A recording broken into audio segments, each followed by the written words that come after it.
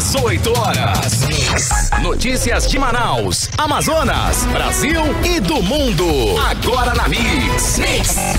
Muito boa noite para você que está ligadinho aqui na 100,7. Começa agora o programa 18 horas de hoje, quarta-feira, 22 de dezembro de 2021. Muito boa noite, Artemisa Gadelha.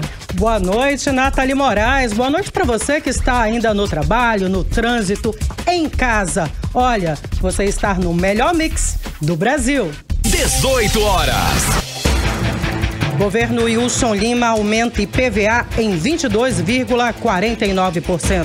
Governo do Amazonas vai fechar o ano com recorde histórico de licitações. Compra superfaturada de kits escolares pelo governo Wilson Lima é investigada pelo Ministério Público do Amazonas. Aumento de roubos e furtos de veículos podem ultrapassar os números de 2020. E na entrevista de hoje, vamos conversar com o vereador Amon Mandel sobre o escândalo do Cotão na Câmara Municipal de Manaus. 18 horas. Começa agora o programa 18 horas de hoje, quarta-feira, 22 de dezembro de 2021. Você está ouvindo 18 horas. E o governo Wilson Lima encerra o ano anunciando mais um presente de grego para os amazonenses. Desta vez, o Wilson Lima decidiu aumentar em 22,49% em média o valor do IPVA que os proprietários de veículos, motocicletas, embarcações vão pagar agora no início de 2022. Artemisa, realmente não tá fácil, né, para o cidadão amazonense. Os novos valores seguem a valorização dos veículos novos e também os veículos já usados, tendo como base a tabela elaborada pelo FIP, a Fundação Instituto de Pesquisas Econômicas. Os veículos de todos os tipos, caminhão, ônibus, moto e automóveis de até 1.000 cilindradas pagam 2% do valor total da tabela. Já os automóveis com capacidade superior a 1.000 cilindradas pagam 3%. A gente vai saber um pouco mais sobre esse assunto agora na reportagem de Júlia Gomes. Além do combustível mais caro, os donos de veículos no Amazonas terão um novo desafio no início de 2022. O IPVA, o Imposto sobre Propriedade de Veículos Automotores, vai ficar 22,49% mais caro em média no ano que vem. A informação faz parte de uma nota técnica publicada pela Secretaria da Fazenda do Estado, informando que para o exercício de 2022, novamente utilizou a tabela de base de cálculo elaborada pela Fundação Instituto de Pesquisas Econômicas. O preço mais salgado, resultado do desequilíbrio na cadeia produtiva de automóveis causado pela pandemia do coronavírus em 2021. As medidas de isolamento social demandaram a paralisação tanto de linhas de produção de veículos como de insumos para a produção. A chefe do Departamento de Arrecadação da Cefaz, Anne Caroline Saraiva Coelho, explica que a alíquota para o imposto no Amazonas não sofreu alteração, se manteve de 2% a 3%. Porém, o que sofreu alteração foram os valores venais dos veículos, base de cálculo para o IPVA. Como em 2021 houve um desequilíbrio na cadeia de produção de veículos, a indústria automobilística sofreu com falta de insumos e com a paralisação na produção dos veículos. Com isso, o estoque de carros novos zerou nas concessionárias e houve um aumento da procura por carros usados. E, consequentemente, uma valorização no valor de mercado dos carros usados. Então, assim, a redução no número de veículos, né, tanto novos como usados, fez com que aumentasse o valor venal, né, que é a base de cálculo para o cálculo do IPVA. Embora o estado do Amazonas não tenha alterado a alíquota que incide sobre esse valor venal, que varia de 2% a 3%. O Amazonas tem a alíquota de IPVA de 2% sobre o valor de mercado de veículo até 1.000 cilindradas para carros, motos e caminhões e de 3% para veículos acima de 1.000 cilindradas. Os mais de 700 mil donos de veículos no estado já podem consultar a tabela de vencimento das placas e a base de cálculo para o pagamento do imposto. O tributo pode ser recolhido em até 3 parcelas ou em cota única. Quem antecipar o pagamento terá descontos de 5% a 10% sobre o valor principal. Júlia Gomes para 18 horas. Você está ouvindo 18 horas. Nathalie, ouvintes, estamos falando aí de 700 mil veículos taxados pela Cefaz e que tem aí a obrigação de recolher o IPVA. Isso garante uma estimativa de receita da ordem de 608 milhões de reais. Com isso, o governo do Amazonas considerou apenas a valorização dos automóveis e não levou em consideração a perda de renda dos proprietários de veículos, o desemprego e a situação econômica como um todo. Exatamente, Artemisa. O governo do Amazonas não está preocupado se o proprietário de veículo está desempregado, se ele está com salário congelado, se está sem renda.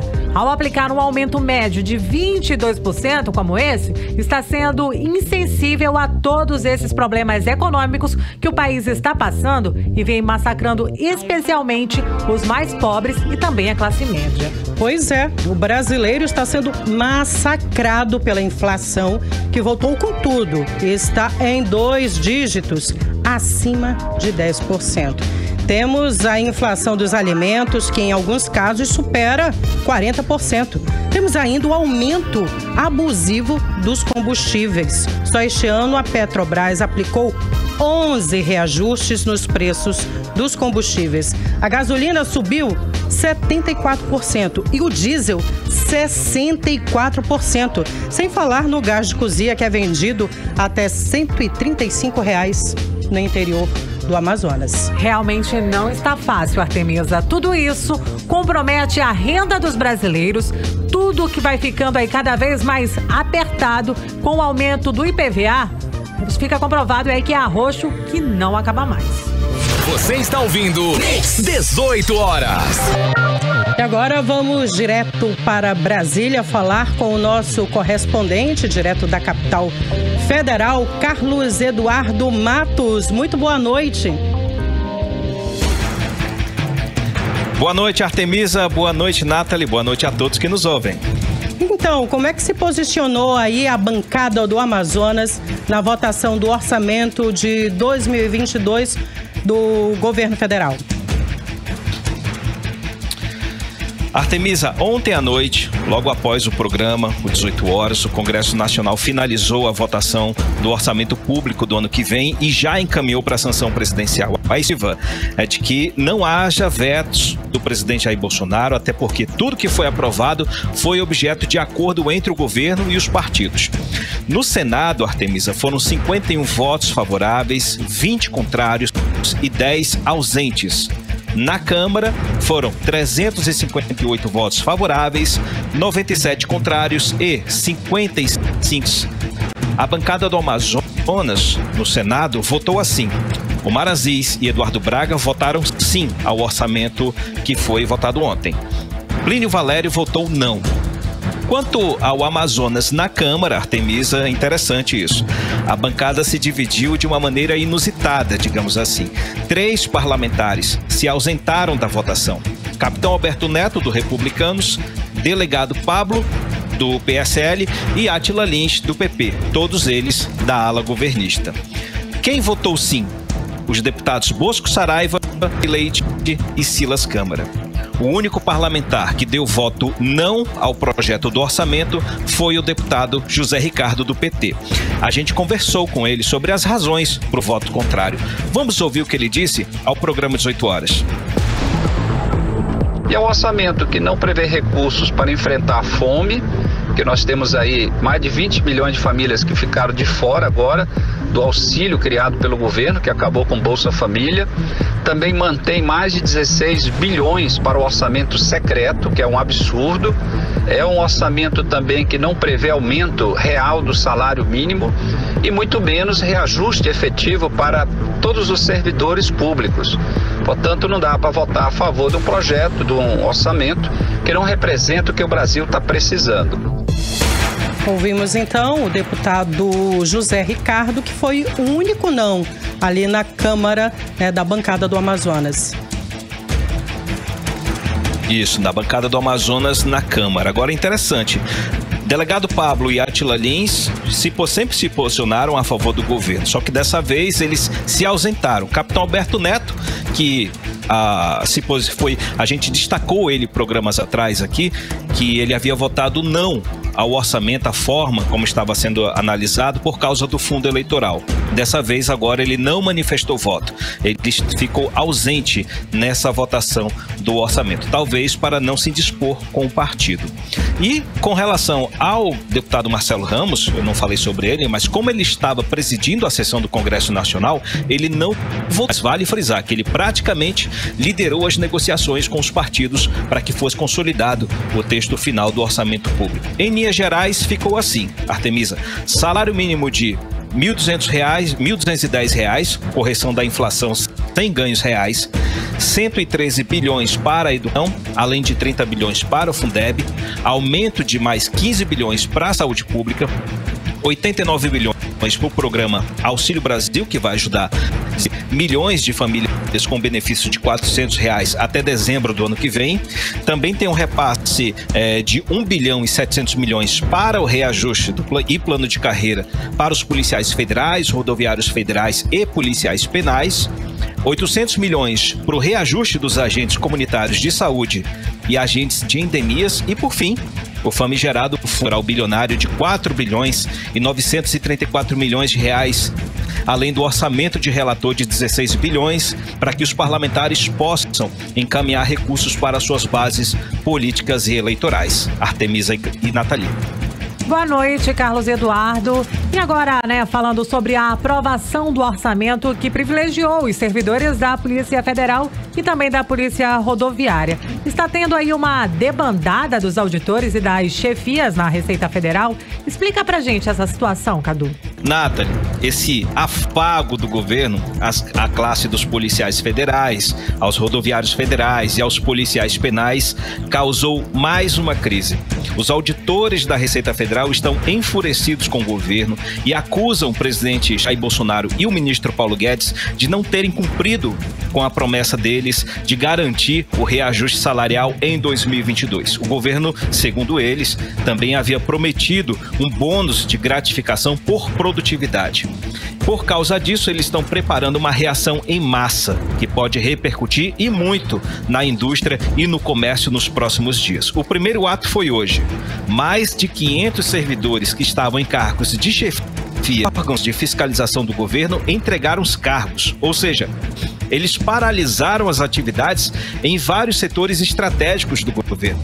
Os analistas tributários também aderiram ao movimento. O segundo ato deve ser decidido amanhã, viu, Nathalie? O presidente do Sindicato Nacional de Auditores Fiscais da Receita Federal, o senhor Kleber Cabral, disse que a categoria vai realizar uma Assembleia Geral para definir um padrão ou a paralisação imediata em todo o país.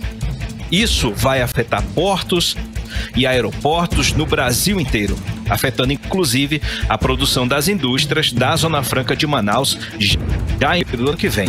Vamos ouvir o que disse Kleber Cabral, que é presidente do Sindifisco. Nós vamos ter uma assembleia amanhã com apontamento de paralisação total, das nossas atividades e operação padrão na área aduaneira. Não sobrou alternativa senão demonstrar com muita força e com muita contundência o grau de indignação que isso tem causado para o nosso órgão. É uma situação de sobrevivência do órgão. Foi cortado metade dos recursos e mais de 600 milhões só na área de tecnologia de informação. A Receita Federal depende muito dessa área de tecnologia, dos sistemas. Então isso vai afetar profundamente o órgão que arrecada. Quer dizer, qual o sentido de se aprovar um orçamento que tem uma previsão de arrecadação e você ao mesmo tempo vai lá e mutila o órgão responsável por essa arrecadação? Ouvimos Kleber Cabral, presidente do Sindifisco Nacional. Essa briga aí tá longe de chegar ao fim, né, Cadu? Possivelmente, Nathalie. Não é a primeira vez que a categoria dos auditores fiscais é preterida pelo governo. Não é de hoje, viu? Agora, é bem possível que esse problema se agrave cada vez mais. E com essa pressão, é possível também que a classe dos auditores volte a conversar com o governo. Vamos aguardar para ver se o governo federal vai ceder essa pressão ou se a classe vai realmente cumprir com essa ameaça de paralisação ou de operação padrão. O importante aqui é preciso que haja uma negociação até para respeitar a classe dos auditores, porque afinal de contas havia uma promessa consolidada. E também outras categorias certamente vão reclamar da mesma coisa. Nathalie, não foi só com os auditores fiscais, com a classe dos policiais que o governo federal conversou com os educadores, agentes de saúde, profissionais de saúde, enfim, em categorias houve negociação. Ou seja, que o problema não acabe só com os auditores. O problema prossiga porque outras classes estão insatisfeitas com o resultado desse orçamento da União. E Artemisa. Cadu, conta pra gente, o senador Randolph Rodrigues entrou aí com uma ação no Ministério Público. E aí, só pra gente puxar pelo mesmo assunto, é verdade que o deputado Silas Câmara quer que faça aí o cadastro dos garimpeiros, é isso mesmo? Artemisa, há dois movimentos antagônicos envolvendo os garimpeiros no Rio Madeira. De um lado, o deputado federal Silas Câmara, do Republicanos, falou em nome da bancada do Amazonas anunciando que vai fazer o cadastro dos garimpeiros para tentar regularizar eles junto ao governo federal. Lembrando que há alguns dias atrás eram os equipamentos destruídos pela Polícia Federal. Logo em seguida, um grupo de garimpeiros foi a Brasília conversar com a bancada e a bancada reagiu apoiando os garimpeiros, dizendo que eles atuam de forma familiar, a atividade deles é familiar, tem muitos anos trabalhando, isso prejudica os municípios, enfim, há uma situação política, econômica e social envolvida. Do outro lado dessa questão está o senador Randolph Rodrigues, que é do estado do Amapá. Ele vai pedir ao Ministério Público Federal que investigue o uso ilegal de mercúrio por garimpeiros ilegais no Rio Madeira. Ou seja, a questão vai muito além do Amazonas, envolve a região norte. O senador disse que as denúncias são graves e que elas serão encaminhadas, todas elas, ao Ministério Público Federal. Essas denúncias apontam o uso de mercúrio que está prejudicando diversas comunidades no entorno do Rio Madeira, contaminando as águas, os peixes, que são o principal alimento dos ribeirinhos e das comunidades indígenas. Vamos ouvir o que disse o senador Randolph Rodrigues. Tem sido uma triste chaga da nossa região, da Amazônia, a ocorrência de crimes ambientais e os responsáveis pelos crimes, reiteradas vezes, ficarem impunes. Não é aceitável que mineradoras multinacionais devastem, destrocem a Amazônia, dilapidem o meio ambiente. Ouvimos então aí a sonora do senador Randolph Rodrigues. Cadu. Exatamente, Karime. Essa situação também é outra polêmica que deve se estender. Afinal, é uma situação grave que envolve a questão do meio ambiente. E o senador Randolph afirmou que vai pedir à Comissão de Meio Ambiente do Senado que crie uma comissão especial para investigar em loco a situação em todo o Rio Madeira. Artemisa e Nathalie. Cadu, e para encerrar, né, Ciro Gomes marcou para o dia 21 de janeiro o anúncio oficial da pré-candidatura dele. Você confirma aí pra gente essa informação? Confirma sim, Nathalie. Ciro Gomes, na verdade, está correndo contra o tempo para não ter a pré-candidatura dele desgastada. Com o crescimento de Sérgio Moro nas pesquisas, ele foi pressionado dentro e fora do partido para reagir de forma mais robusta, digamos assim. O PT, inclusive, estaria articulando para que Ciro Gomes renunciasse à pré-candidatura dele e apoiasse o ex-presidente Lula. Mas Ciro segue em pré-campanha quase que sozinho, sem o apoio da esquerda. Aquela operação da Polícia Federal lá em Fortaleza, na qual ele e o irmão dele, o senador Cid Gomes, foram alvos dessa operação que investiga um inquérito, um caso de corrupção referente a 2010, parece que teve um efeito contrário, viu? Ele voltou mais forte e está empatado agora tecnicamente com o Sérgio Moro. O fato é que o presidente do PDT está empolgadíssimo e anunciou hoje que no dia 21 de janeiro o partido vai promover uma convenção nacional onde vai ser anunciada a pré-candidatura de Ciro Gomes à presidência da República. Porém, ainda não há um vice na chapa. A pré-candidatura de Ciro Gomes vai ser anunciada um dia depois das celebrações dos 100 anos de Leonel Brizola. Volto com vocês, Artemisa e Nata. Uma ótima noite, Cadu. Até amanhã. Boa noite, Carlos Eduardo. Valeu, gente. Um abraço. Até mais. Em Manaus, 6h20. Você está no melhor mix do Brasil. Você está ouvindo 18 horas.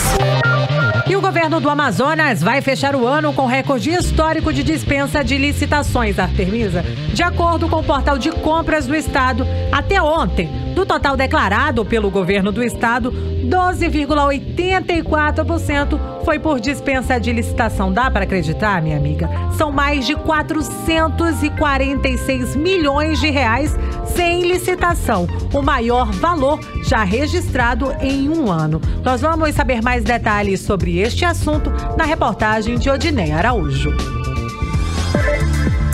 Os números do total de compras do governo do Amazonas só fecham no dia 31 de dezembro, mas já são considerados o maior número de compras sem licitação já registrado em um ano em toda a história do estado. De acordo com o portal de compras do Amazonas, ecompras.am.gov.br, até essa terça-feira, do total declarado em compras de produtos e serviços pelo governo do estado, mais de 446 milhões e 200 mil reais foi por dispensa de licitação. Segundo os dados do Ecompras, isso representa 12,84% do total. Para o líder da oposição na Assembleia Legislativa do Amazonas, deputado Wilker Barreto, o número é preocupante e crescente, além de vir com um agravante. Quem é que confia na seriedade desse governo? Quase R$500 bilhão de licitação num governador que é réu de organização criminosa. É literalmente a raposa tomando conta do galinheiro, certo? Isso é um perigo. Os órgãos de controle precisam agir, certo? Tribunal de Contas, Ministério Público, não dá para ficar dispensando licitação, certo? À torta e à direita, certo? O Wilson Lima deveria ter ido no caminho da transparência, mas pelo contrário, parece que a sede está maior. Estão literalmente se apropriando, R$500 bilhão de dispensa de licitação quase, e a saúde em colapso. Na quinta-feira passada, o Tribunal de Contas do Estado publicou parecer prévio em que recomendou à Assembleia Legislativa a aprovação das contas do governador Wilson Lima dos anos de 2019 e 2020, mas com dezenas de ressalvas e recomendações. O governo não cumpriu recomendações do TCE e continuou realizando pagamentos por indenizações através de TACs, que são os termos de ajuste de contas feitos sem licitação, que no exercício de 2019 alcançou o montante de mais de 428 milhões 712 mil reais. Já no parecer de 2020, o TCE verificou novamente pagamentos por indenizações com valores muito elevados, cerca de 898 milhões e 600 mil reais pagos através dos TACs. Somando o total pago sem licitação nos 2 primeiros anos do governo Wilson Lima, os valores chegam a 1 bilhão e 300 milhões de reais.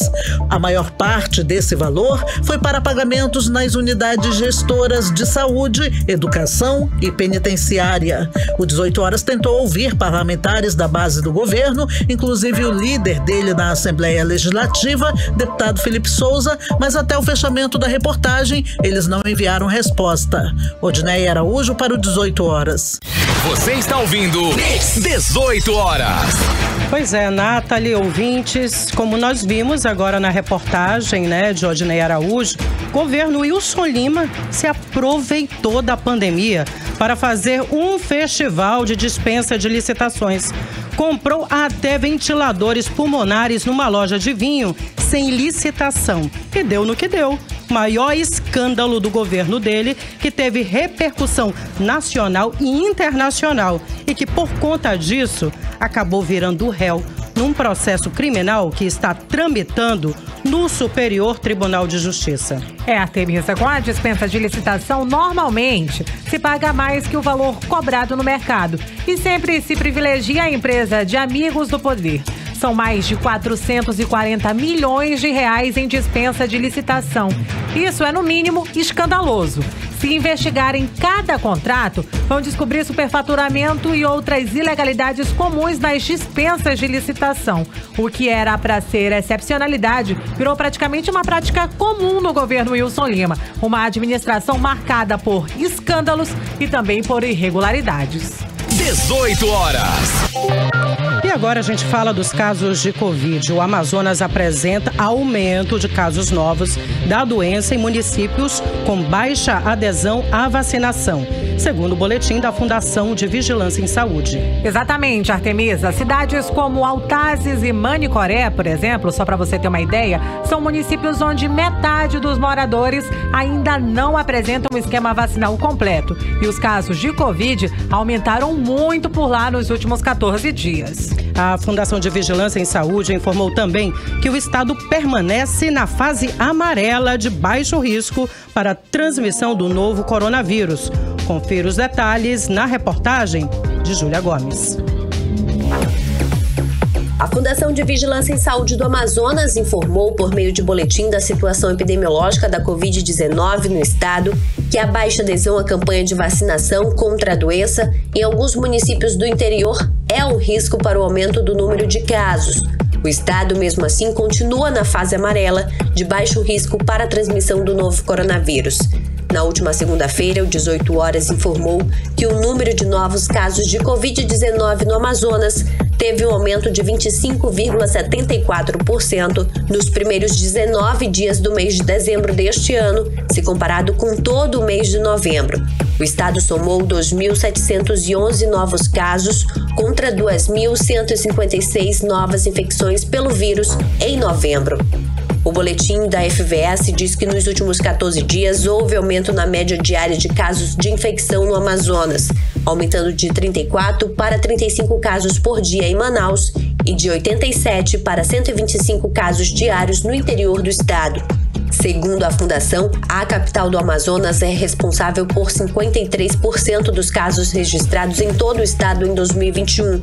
Alguns municípios do interior apresentam aumento no número de casos, destacando-se Jutaí, Altazes e Manicoré. Estas cidades apresentam uma baixa adesão à vacinação contra a Covid-19, principalmente nas comunidades rurais. De acordo com o diretor técnico da Fundação de Vigilância em Saúde, Daniel Barros, Altazes e Manicoré, por exemplo, são municípios onde metade da população ainda não apresenta esquema vacinal completo. Ele chama a atenção também para as medidas de proteção individual e coletiva, tendo em vista a sazonalidade dos vírus respiratórios neste período de intensas chuvas na região. É muito importante que todos avancem com a vacinação, principalmente nos municípios do interior do estado. Com relação ao número de internações e óbitos por Covid-19, nós não observamos alterações e os números continuam em estabilidade. Destacamos mais uma vez que estamos passando por período sazonal de aumento de número de doenças respiratórias, entre elas a Covid-19. Portanto, é importante mantermos todas as medidas de prevenção, como o uso de máscara e distanciamento social. Além disso, ao apresentar sintomas de gripe, é importante que o indivíduo procure um serviço de saúde para a realização do teste para a Covid-19. Júlia Gomes para 18 horas.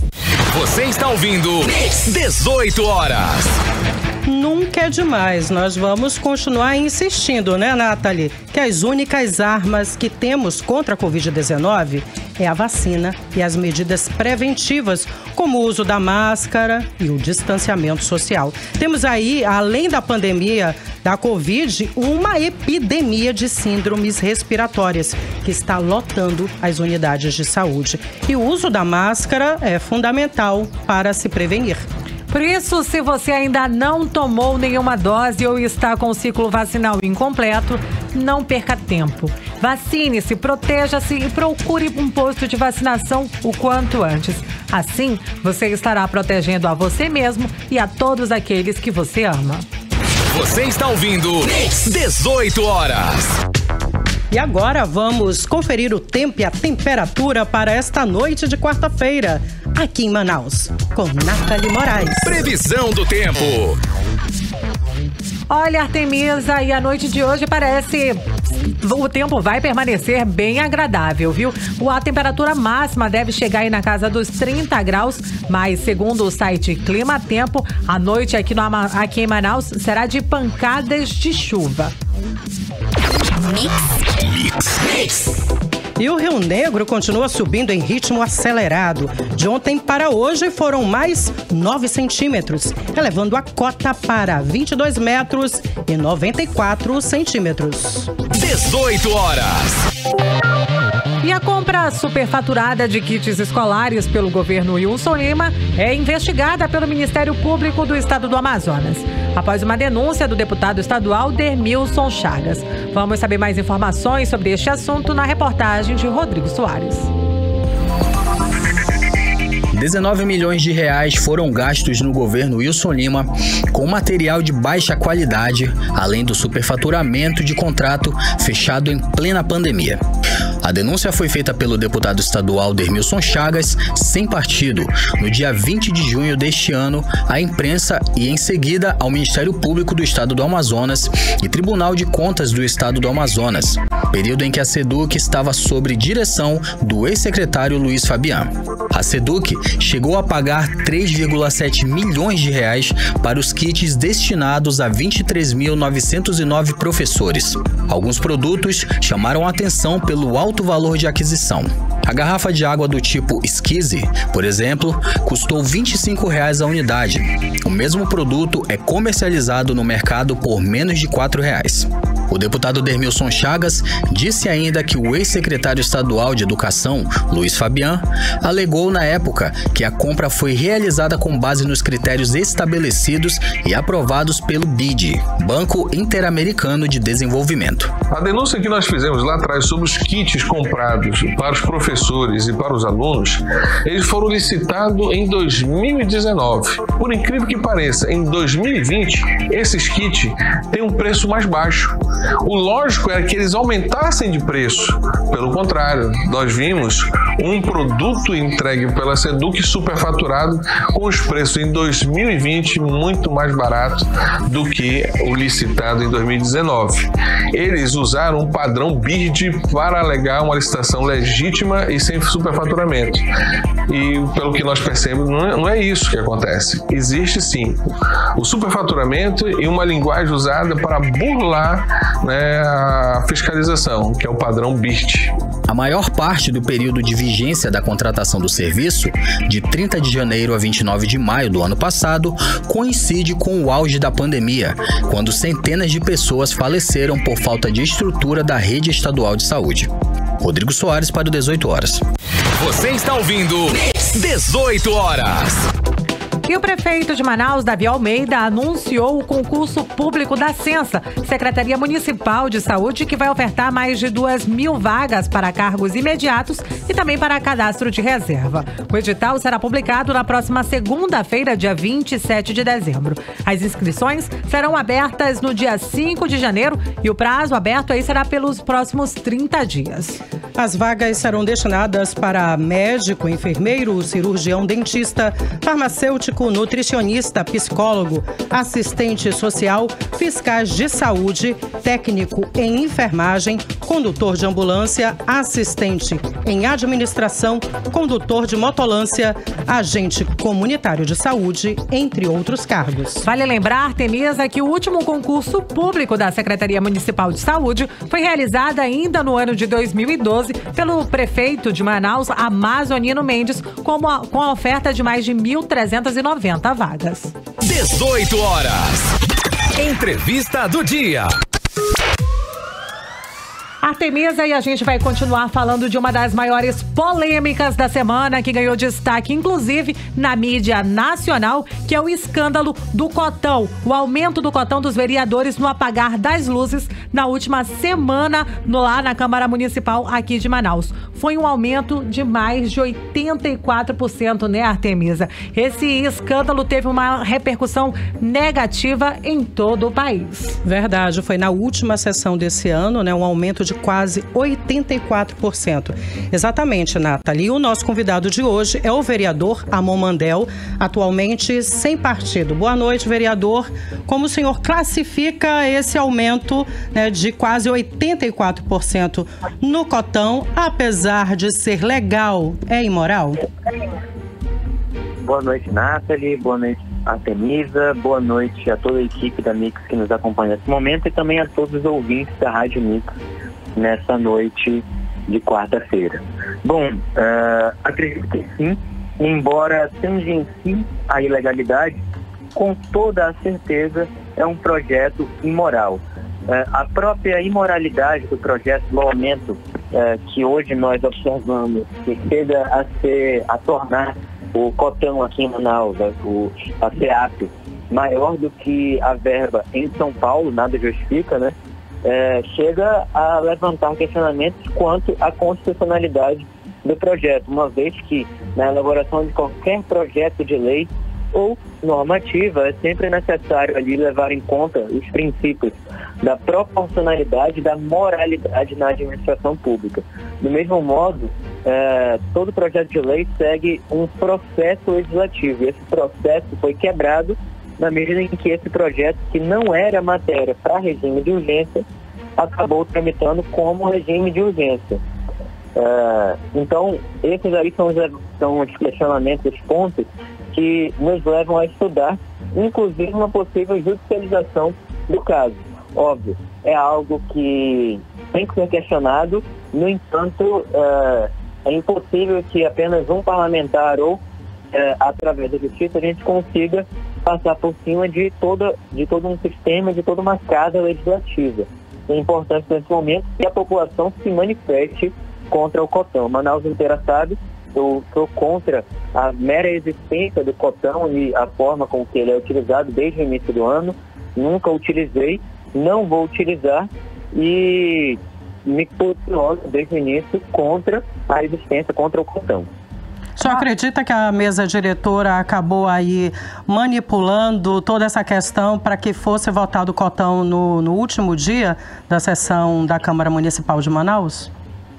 Com toda certeza, eu não apenas acredito, como eu sei e posso afirmar isso, uma vez que, além de vereador dentro da Câmara Municipal, eu coloca como parte da mesa diretora. E eu, como membro da mesa diretora, não cheguei a ser informado nem a receber nada via sistema, através do Sistema de Apoio ao Processo Legislativo e do Câmara Digital, que são os sistemas utilizados na Câmara.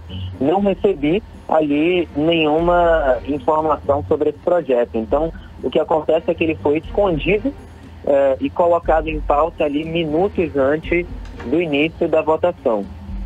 Boa noite, vereador Amon. Ontem nós entrevistamos aqui no 18 Horas o promotor de justiça e membro do Comitê de Combate à Corrupção, Wesley Machado. Ele disse que o cotão dos vereadores de Manaus vai superar o dos vereadores de São Paulo e que nada justifica esse valor, no mínimo absurdo. O senhor concorda com o promotor? Sim, eu concordo com a afirmação dele. Acredito que não apenas essa comparação mostra o quão escandaloso foi o aumento, mas também a própria forma como a Câmara Municipal coordena ali o uso dessa verba. A verba do cotão, que agora passará a ser ali de aproximadamente R$33 mil, passou de 18 para R$33 mil mensais para cada vereador, não pode ser utilizada, por exemplo, para a destinação em emendas parlamentares. Então, mesmo quando um vereador decide economizar no uso desse dinheiro, ele volta para a Câmara Municipal e pode ser utilizado ali para casos também escandalosos, como aquele que nós vimos do Puxadinho, aquele prédio de 32 milhões de reais que seria construído e que a Justiça barrou e previa ali a construção de mais gabinetes do que a quantidade de vereadores que nós temos atualmente. Seriam 52 gabinetes de vereador para apenas 41 vereadores.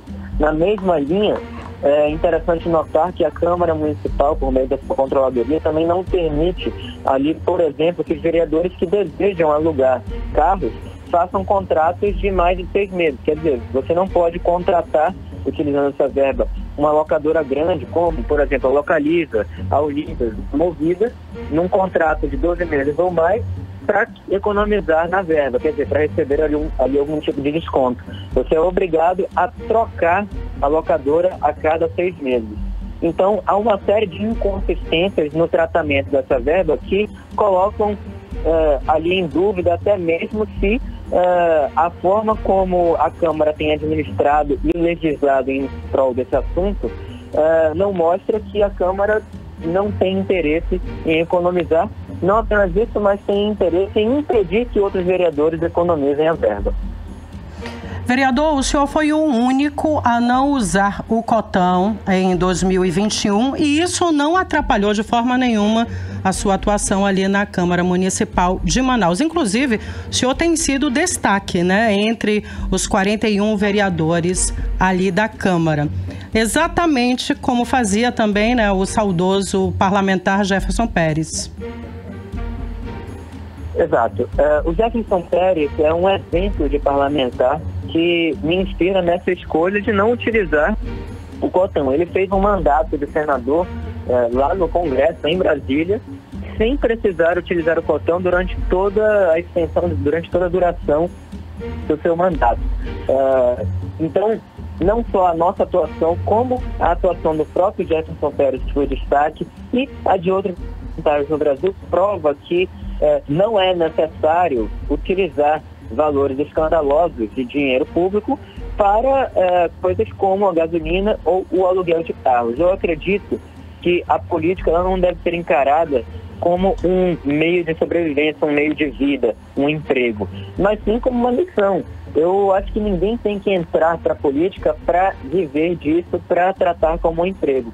É justamente por isso que eu sou o primeiro a investir no meu próprio mandato, a mostrar que eu acredito nas minhas próprias ideias, até porque não posso deixar de demonstrar isso e depois pedir o apoio da população, que é o que acontece com os parlamentares no Brasil inteiro. Nós sabemos que, historicamente, esse tipo de verba, a cota para atividade parlamentar no Brasil, é utilizada para possíveis desvios de verba. E nós vemos ali notícias também no Brasil inteiro de notas frias, por exemplo, que são apresentadas das câmaras municipais. Nós vemos ali ações e alterações do Ministério Público também nas câmaras municipais e até no Congresso, e isso levanta ali suspeitas quanto à utilização desta. E querendo afastar esse tipo de suspeita e mostrar para as pessoas que eu acredito nos ideais e que esse não é o nosso objetivo, escolhi não usar essa verba. Vereador Amon, o que é que pode ser feito ainda para que de fato esse aumento não se concretize? Então, qualquer cidadão pode entrar com a chamada ação popular. Nós, enquanto equipe, eu enquanto vereadora cidadão, já preparo uma ação do tipo para ingressar na justiça e estudo o caso. No entanto, havendo ou não a viabilidade, a possibilidade jurídica para tal, é interessante notar que, conforme preconiza a própria Constituição Federal, primeiro, o poder emana da população. E fugindo ali da demagogia, do discurso, é fácil afirmar e é correto afirmar que, na prática, o que mais influencia a atuação de todos os parlamentares é a manifestação popular. Portanto, a arma mais forte que a sociedade tem nesse momento para impedir que esse aumento se concretize são as manifestações populares. Eu acredito que se não houver uma manifestação em massa, não apenas nas redes sociais, mas também fora delas, e de todas as formas possíveis por parte da população, por parte de você que me escuta nesse momento, então, de fato, será muito difícil superar essa medida que foi promulgada pela Câmara Municipal e reverter esse aumento. Além disso, a Comissão de Combate à Corrupção entrou com uma representação no Ministério Público justamente para tentar aí reverter essa situação. Vereador, a atual presidência da Câmara Municipal de Manaus, presidida ali pelo vereador Davi Reis, ela vem sendo marcada por gastos supérfluos, desnecessários, sem licitação e por aumentar aí as mordomias dos vereadores. Como é que o senhor se sente participando da 18ª legislatura, já considerada uma das piores da história? Me sinto sinceramente decepcionado quando vejo esse tipo de ação e quando vejo que, fazendo parte da mesa diretora, consigo comprovar ali e afirmar com certeza que determinadas atitudes são escondidas até mesmo nos próprios vereadores, mas que, no entanto, os parlamentares têm demonstrado ali uma falta de interesse ou um receio em fiscalizar a própria casa por uma questão institucional. Vereador, agora uma pergunta bem direta. Está sobrando dinheiro na Câmara Municipal? Não é a hora de fechar ali as torneiras mesmo e reduzir o orçamento da Câmara? Com toda certeza, eu acredito que está sobrando dinheiro e o exemplo que foi dado ali com o aumento do cotão em mais de 83% demonstra isso na medida em que ele segue ali uma sequência de escândalos. Quer dizer, nós vimos ali a tentativa de uso do dinheiro da Câmara Municipal para a construção de um prédio desnecessário que previa uma quantidade de gabinetes maior do que a quantidade de vereadores. Nós vimos ali a tentativa de gastar isso aí também para alugar 41 picapes e isso levanta inclusive suspeitas quanto a esse aumento ali que ocorreu numa votação relâmpago. Quer dizer, na época em que nós entramos na justiça, em que eu entrei na justiça contra a construção do chamado puxadinho, tinha sido publicado um edital para o aluguel de 41 picapes que seriam ali supostamente destinadas aos vereadores, aos 41 vereadores. No entanto, quando nós anunciamos que iríamos também contra esse aluguel, ele foi suspenso. Agora, exatamente o valor ali aproximado que seria gasto com as picapes, que era de aproximadamente 6 milhões ali, se a gente fosse multiplicar a quantidade de vereadores e de picapes, está sendo utilizado para o aumento do cotão. Quer dizer, enquanto esses 6 milhões seriam utilizados para o aluguel de picapes, agora 7 milhões e meio aproximadamente de reais serão utilizados para o aumento da cota de exercício da atividade parlamentar. Está sobrando dinheiro e a impressão que fica é que a Câmara está tentando ser criativa para impedir que esse dinheiro volte para o Executivo e seja utilizado, por exemplo, para pagar os mais de 37 mil as mais de 37 mil pessoas que poderiam ser beneficiadas com esse valor ali na forma do auxílio manauara ou para a construção, por exemplo, de uma creche em cada zona da cidade, dinheiro que também seria suficiente para isso. Vereador Amon, muito obrigada pela sua participação aqui no 18 Horas. As suas considerações finais. Muito obrigado, Nathalie, muito obrigado, Artemisa, muito obrigado a toda a equipe da Mix e aos ouvintes que nos acompanharam até então. E a consideração final que eu deixo é que nós temos que lembrar, enquanto cidadãos, e eu me incluo nisso, que nós detemos o poder.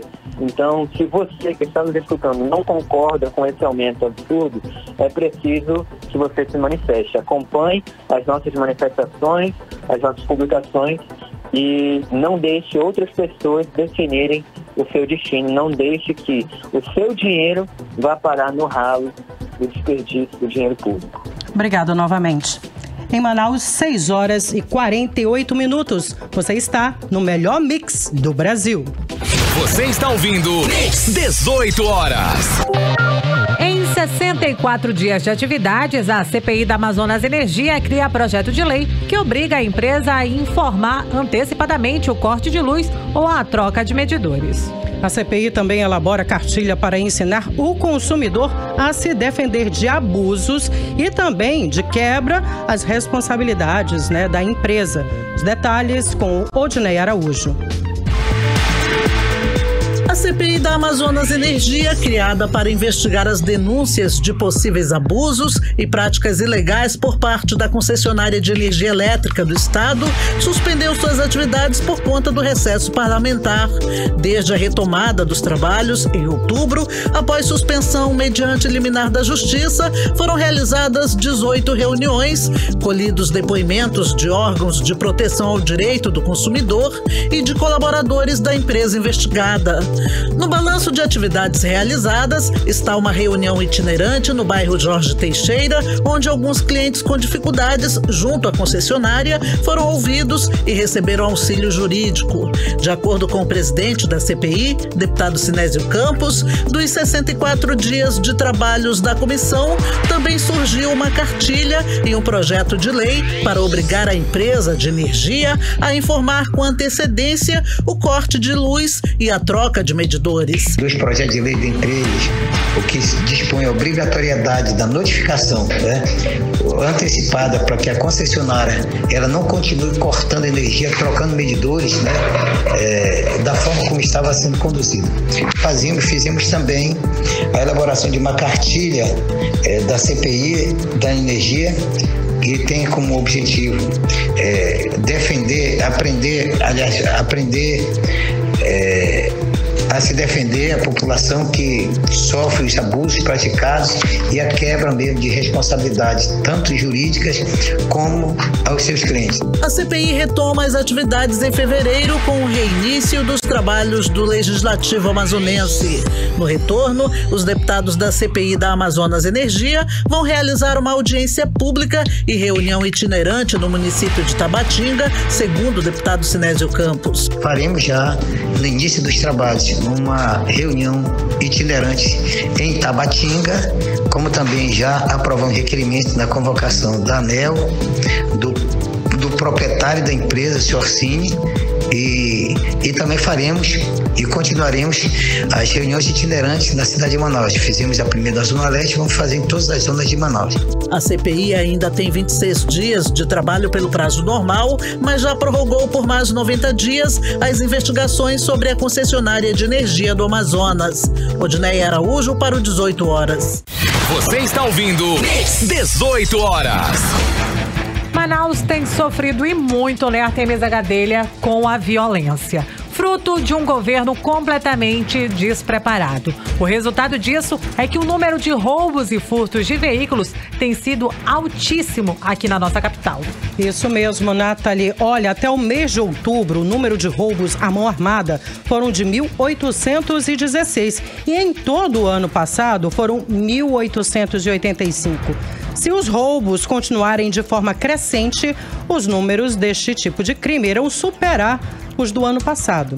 Vamos saber mais detalhes na reportagem de Hector Silva. Enfrentar assaltos e furtos nunca é fácil. Além de causar medo, há grandes prejuízos para a sua rotina e principalmente para o seu bolso.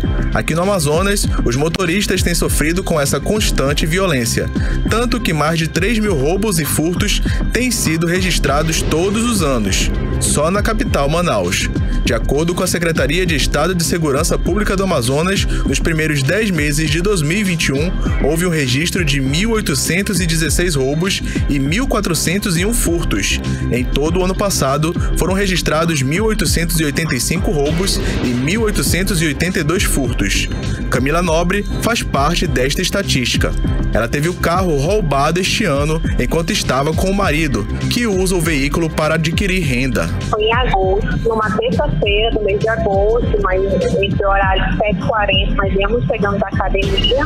Aí, quando a gente começou no carro, para o ele sair para abrir o portão, da estação saindo na garagem, foi quando apareceu 3 caras, um apontando a arma na frente e um de cada lado, pedindo pra gente sair. Aí o meu marido não tinha percebido que ele estava no celular, como ele estava no volante. Aí aconteceu que eu abri a porta e foi quando ele percebeu que tinha um cara armado, né? Aí nesse momento a gente saiu, aí os caras falaram bem assim, entrega tudo que é deles, entrega tudo que é deles. Aí vai ser um prejuízo que ele ficou uns dias parado, mas fora isso, graças a Deus, não teve, né? Porque como, graças a Deus, a sua renda maior, fixa, né? Aí eu consegui manter em dia a prestação do veículo.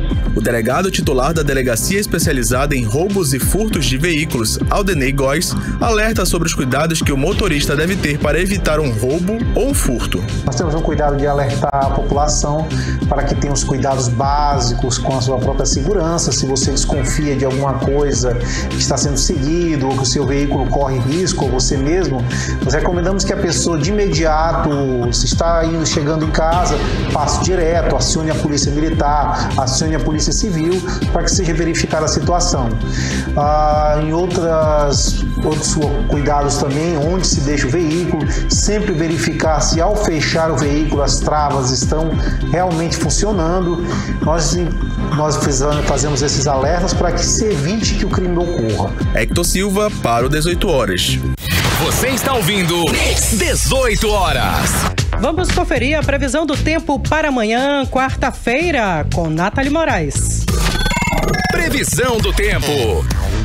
De acordo com o Climatempo, Artemisa Gadelha, neste dia 23 de dezembro, nós teremos um clima bem parecido com esta quarta-feira, dia 22, viu? Sol com aumento de nuvens pela manhã e pancadas de chuva à tarde e à noite. A mínima fica aí na casa dos 23 graus e a máxima 32 graus. Mix. Economia. E vamos agora aos indicadores econômicos de hoje. O dólar fechou em queda de 1,24%, cotado a R$ 5,66. O euro fechou em queda de 0,8% a R$ 6,42. A moeda virtual Bitcoin fechou em baixa de 1,26%, cotado aí em R$ 277.446. O Ibovespa, principal índice da Bolsa de Valores brasileira, fechou em queda de 0,38%, registrando 105.097 pontos. Você está ouvindo 18 horas. E agora vamos atualizar os números da Covid-19 aqui no Amazonas e no Brasil com Artemisa Gadelha. O Amazonas registrou hoje mais 9 casos de Covid-160, totalizando agora 432.995 casos da doença no estado. Sem mortes pela Covid-19, permanecendo em 13.822 o total de mortes por complicações da Covid aqui no Amazonas. 6 horas e 57 minutos, vamos direto para o Editorial 18 horas com Artemisa Gadelha. Editorial 18 horas. Mais um ano de fracasso na política de segurança pública do Amazonas já se desenha. Só até novembro, este ano, a Polícia Estadual registrou um aumento de 20,61% no número de inquéritos enviados à Justiça de casos de homicídios. As prisões só aumentaram 10,5%. Muitos e muitos assassinos continuam soltos. As autoridades falam em guerra do tráfico. É sinal de que o tráfico está ganhando a guerra? Contra quem? Não só bandidos que morrem, inocentes também vão tombando, deixando famílias dilaceradas.